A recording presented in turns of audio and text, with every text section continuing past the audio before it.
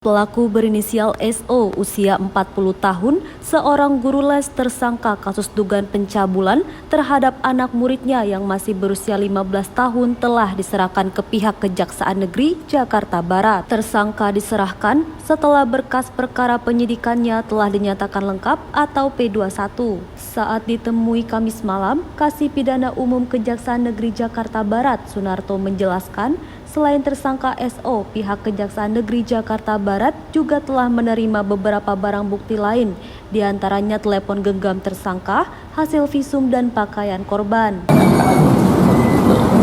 Kalau berkas yang diterima sendiri, apa aja Bang bukti-bukti yang tulis? Barang bukti Bang?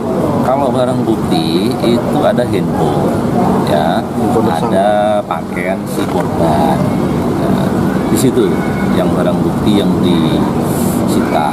Nah, mestinya kan ada juga alat bukti lain berupa surat itu visum dan lab krim dari isi handphone si tersangka. Itu menjadi petunjuk kami sehingga perkara ini menurut kami ya bisa layak P21. Ini kalau dari keterangan polisi kan yang bersangkutan masih belum mengaku. Mengelak apa? Nah, jadi begini, tersangka itu punya hak ingkar, ya. Jaksa itu punya alat bukti lain, jadi kita tidak hanya mengaku keterangan si tersangka saja.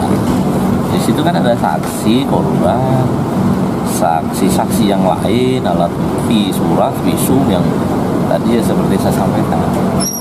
Tapi kalau hasil visum sendiri berarti memang menunjukkan ada petunjuk adanya kekerasan yang dilakukan tersangka terhadap korban. Bang, ini kan kasus udah beberapa bulan yang lalu ya. Nah, iya. Ini sempat berapa kali bolak-balik sih berkasnya, Bang? 2 kali karena sekaligus pihak koordinasi. P19 pertama, kedua berita acara koordinasi antara jaksa dengan penyidik. Itu. Tapi kalau bentuk pencabulannya sendiri ini masuknya berat atau Maksudnya sampai ke alat kelamin atau hanya itu nanti di visum ya detailnya. Yang penting di visum itu ada bukti kekerasan. Ya, ada kekerasan di alat vital si korban. Gitu. Ahli mengatakan seperti itu, ahli dokter.